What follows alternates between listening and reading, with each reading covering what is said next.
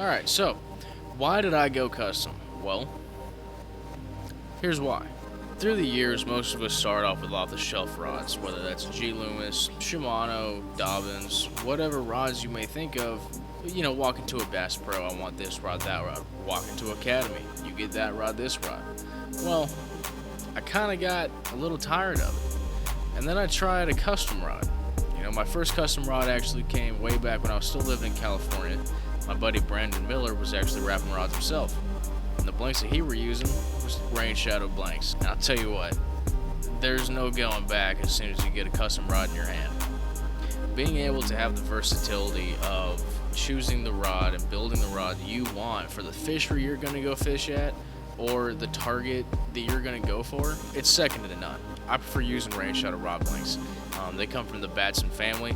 And let me tell you what, the Batson family as a company itself, and just as a family in general, there's really no beating this company whatsoever. You know, Batson, they have the Rain Shadow rod blanks, Forecast, and Alps rod components. Majority of the rods you're going to get anyways will probably have one of those three on it. I went custom for a couple of reasons, but my main reason was off-the-shelf rod just wasn't doing it for me anymore. I couldn't select a rod that really fit the need I wanted most. If I wanted a chatterbait rod and I wanted to go cast out and I really wanted to feel that blade just moving through the water or going through the grass, I wanted to feel it. With these Rain Shadow rods, I could feel it for sure. The Judge series is the best there is for chatterbait and crankbait by far.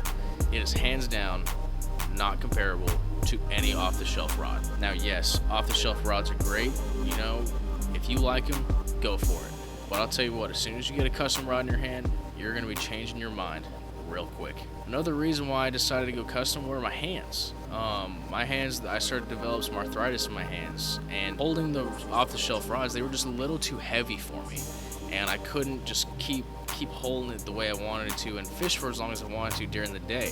Whether that's tournaments or just a casual fishing, I couldn't do it.